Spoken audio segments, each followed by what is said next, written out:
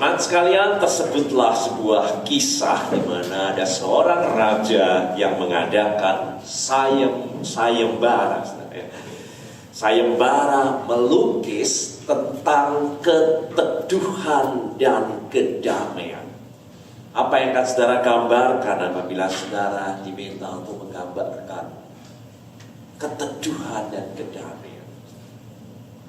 Dan melalui seleksi yang sangat ketat, akhirnya saudara muncul dua gambar lukisan yang akan dipilih sebagai pemenangnya. Dua gambar ini saudara sangat kontradiktif. Lukisan yang pertama saudara menggambarkan sebuah telaga yang begitu teduh dan tenang.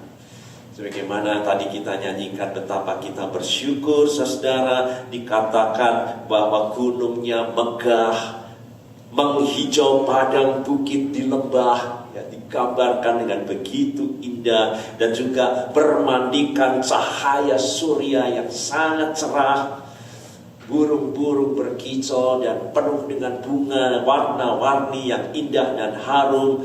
Langitnya biru, cerah, awan putih berarak-arakan dengan indah.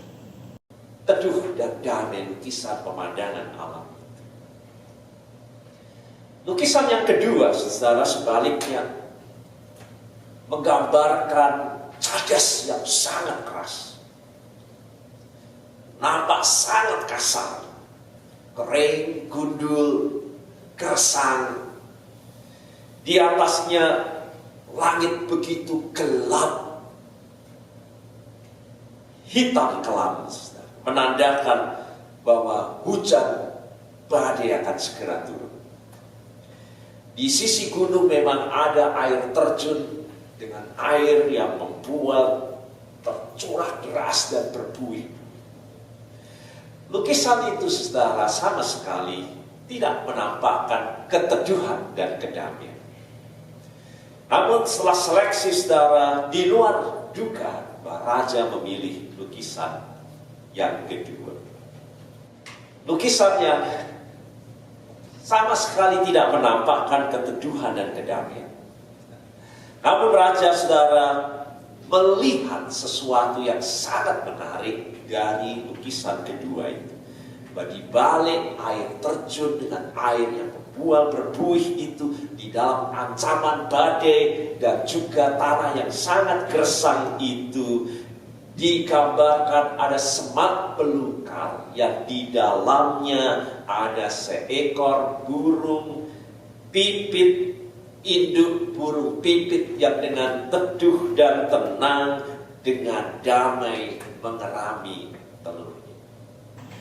Raja memilih lukisan kedua ini dan menyampaikan saudara alasannya. Kedamaian tidak akan pernah ada seperti yang digambarkan dalam lukisan pertama. Tak ada tempat di dunia ini yang akan steril dari persoalan, masalah, dan badai kehidupan. Tak ada kehidupan tanpa tantangan, keributan, kesulitan, kesedihan. Kalau kita berharap keteduhan dan kedamaian seperti itu hanya ilusi kehidupan. Saudara hanya akan memperolehnya melalui opium dan candu, tetapi itu tidak ada dalam realitas dan kenyataannya. Kita hidup penuh dengan onak dan duri. Namun keteduhan dan kedamaian adalah hati yang dapat teduh dan tenang dan damai di tengah-tengah prahara kehidupan ini, di tengah-tengah kebisingan dan keresahan. Hati kita tetap dapat teduh. Di tengah-tengah ancaman dan bahaya, hati kita tetap dapat tenang dan menjalaninya dengan damai. Dan semua itu katanya hanya akan dapat terjadi seperti burung pipit apabila dia menemukan tempat, sebuah hadirat, dan di dalamnya dia yakin akan ada keteduhan. Oleh karena ada pertolongan, perlindungan, pemeliharaan dari semua ancaman dalam kehidupan ini, yang dapat memberi keselamatan meskipun badai akan segera datang.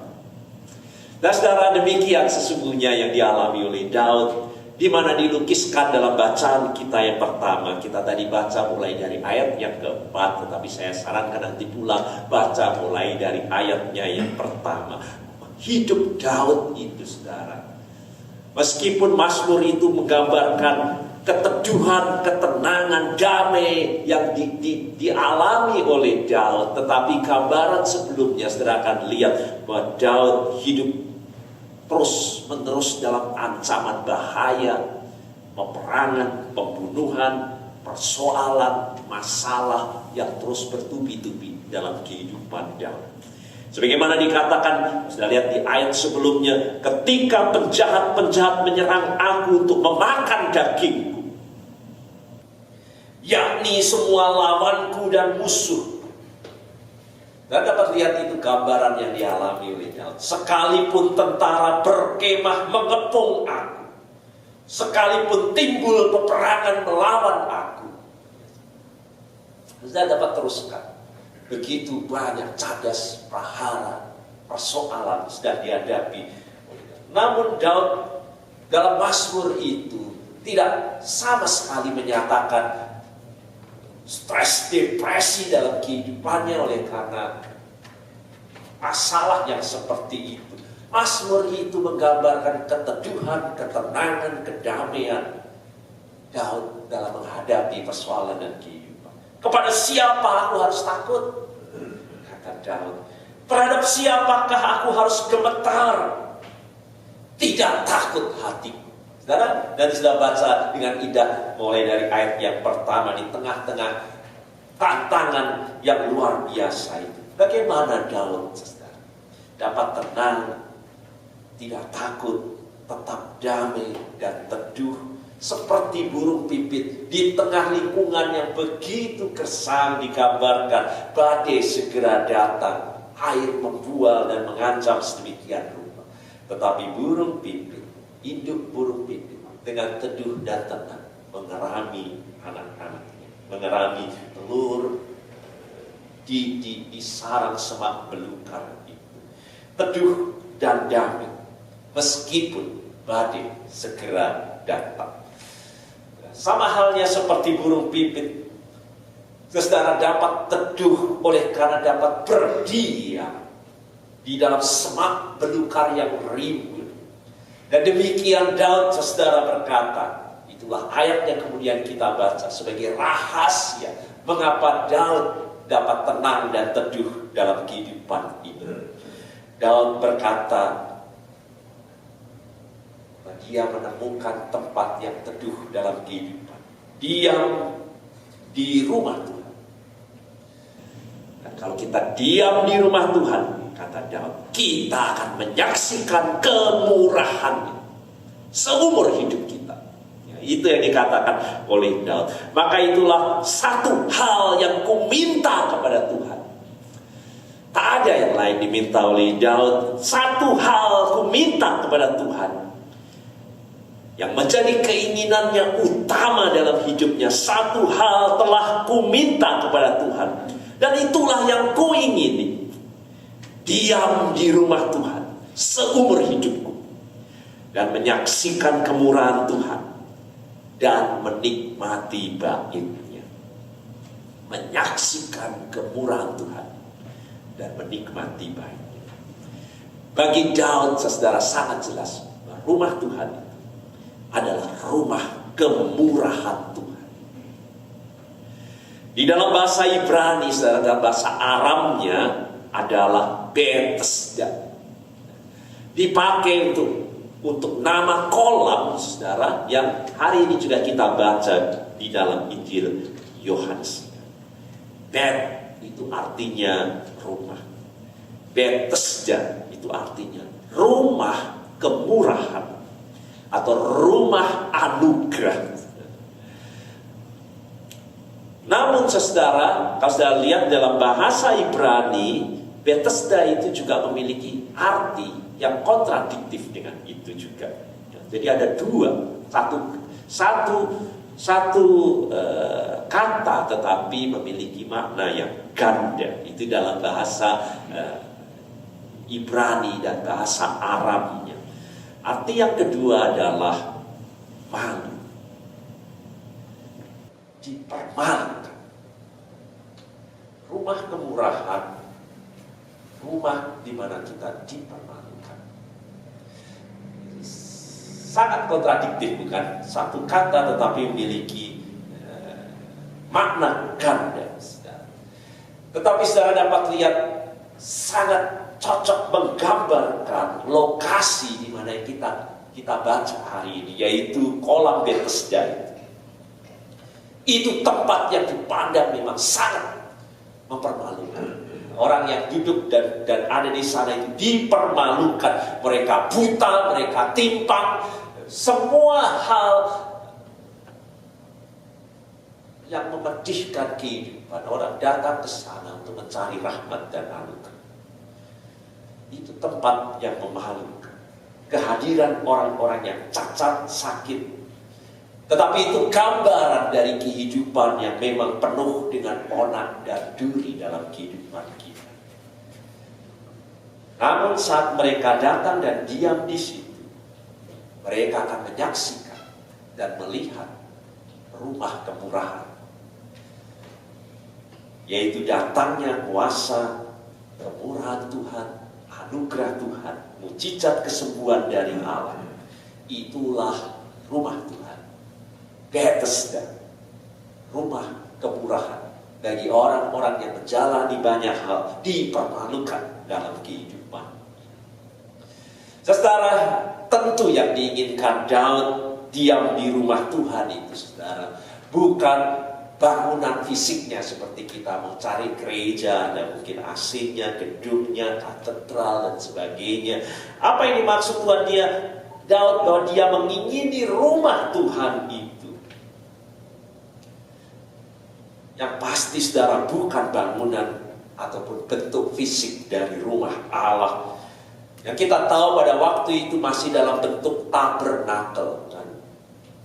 Kemah suci atau tenda Allah.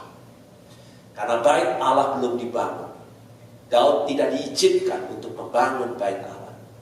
Tetapi Salomo anaknya yang kemudian mendirikan bait Allah yang sangat megah.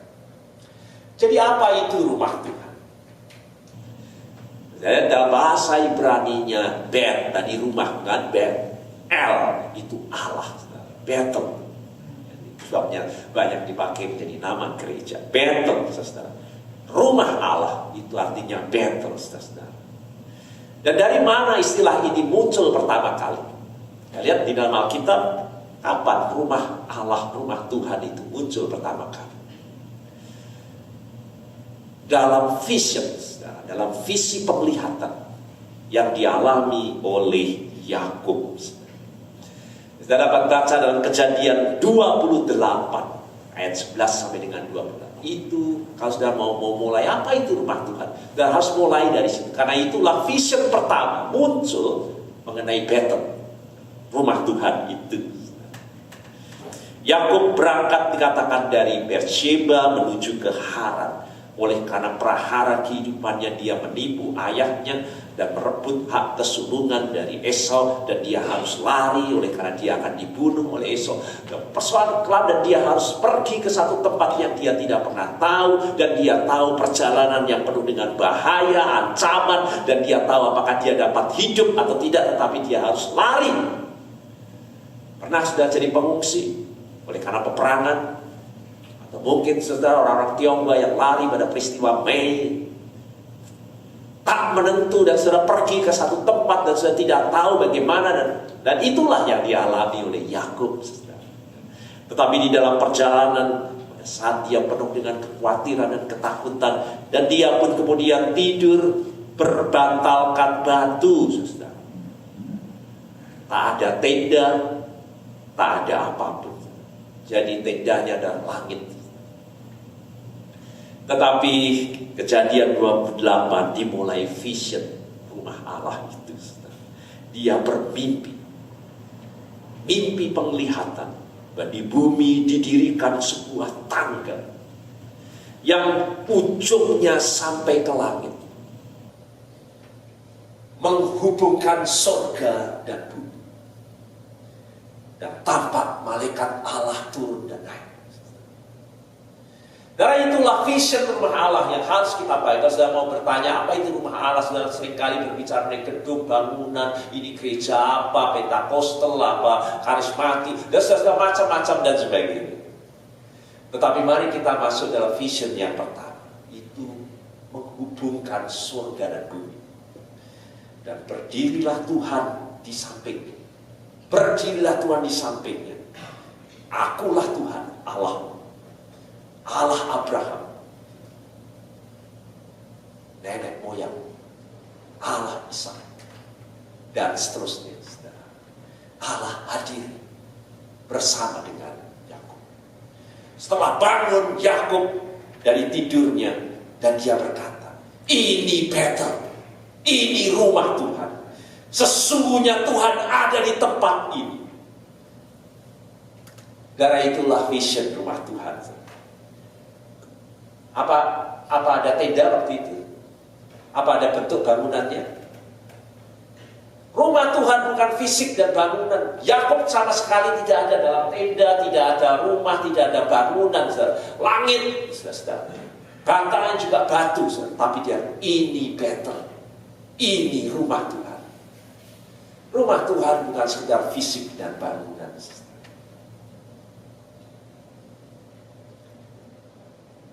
Tetapi hadirat Tuhan, hadirat Tuhan yang akan menghubungkan kita surga dan bumi dalam kehidupan kita. Dan Yakub tahu dia sekarang berada dalam hadirat Tuhan, rumah Tuhan. Sebagaimana dikatakan Yakub kemudian, dia yang hadir itu, hadirat itu akan menyertai dan akan melindungi aku di jalan yang kutempuh ini. Misteri kehidupan sebagai pengungsi yang tidak tahu bagaimana hidup ini. Tetapi yang dikatakan karena vision rumah Allah Betel itu, dia akan menyertai dan melindungi aku di jalan yang kutempuh ini. Memberi kepadaku roti untuk dimakan dan pakaian untuk dipakai. Tidak pernah lari. Tidak ada pekerjaan, tidak ada orang, tidak ada teman. Sudah dapat yakin akan ada roti, ada makanan. Di bangsa Israel keluar dari Mesir, berjalan kepada gurun. Apa mereka yakin dari mana makan roti itu? Tetapi inilah vision rumah Tuhan. Rumah kemurahan Tuhan yang menurunkan surga dan bumi. Sehingga dia katakan, yang kutempuh ini dan dia akan memberikan kepadaku roti untuk dimakan dan pakaian untuk dipakai. Sehingga aku akan selamat kembali ke rumah ayahku nanti. Tuhan menjadi Allahku. Itulah rumah Tuhan, saudara. Lalu Yakub mendirikan batu dan didirikan tugu peringatan, inilah Betel, rumah Tuhan. Dan Yakub berkata, dari segala sesuatu yang engkau berikan kepadaku, akan ku persembahkan 1/10 kepadamu. Dimulainya persembahan persepuluhan di rumah Tuhan. Itulah vision rumah Allah, hadirat Allah yang datang. Tempat kemuliaan Tuhan berdiam dan bersemayam, yang menyertai, yang melindungi, yang memberkati perjalanan hidup kita yang tak menentu, yang penuh dengan onak dan duri, sebagaimana yang dialami oleh Daud, sebagaimana yang dialami oleh Yakub. Tetapi dia yakin pertolongan kita datangnya dari Tuhan bagi kita semua yang diam di rumah Tuhan seumur hidupnya. Itu sebabnya pemazmur saudara berkata, Tuhan ada di dalam bait-Nya yang kudus. Bagian lain saya dapat baca pemazmur berkata, Tuhan, aku cinta rumah kediaman-Mu, tempat di mana Tuhan hadir. Dan pada tempat kemuliaan-Mu bersemayam, itu rumah Tuhan, saudara. Saudara baca di dalam firman Tuhan, tempat kudus, tempat Allah berdiam di tengah-tengah umatnya. Satu vision yang dimulai dari Yakub. Dan kemudian rumah Tuhan perlu didirikan. Oleh karena Tuhan katakan, kuduskanlah hari perhentian dan sabat. Sebagai tanda bahwa kita sungguh-sungguh berbakti pada Allah. Kita sungguh-sungguh diam di rumah Tuhan. Jadikan Tuhan Allah yang menyertai kehidupan kita, yang akan memberkati perjalanan kehidupan kita yang penuh dengan onak dan duri yang tak menentu ini. Dan Daud berkata, aku akan diam di rumah Tuhan seumur hidupku dan menyaksikan kemurahannya. Rumah Tuhan adalah rumah kemurahan, saudara. Itulah tema kita hari ini. Dan kita dipanggil, saudara, untuk kita sungguh-sungguh menjadi rumah Allah dalam kehidupan kita ini.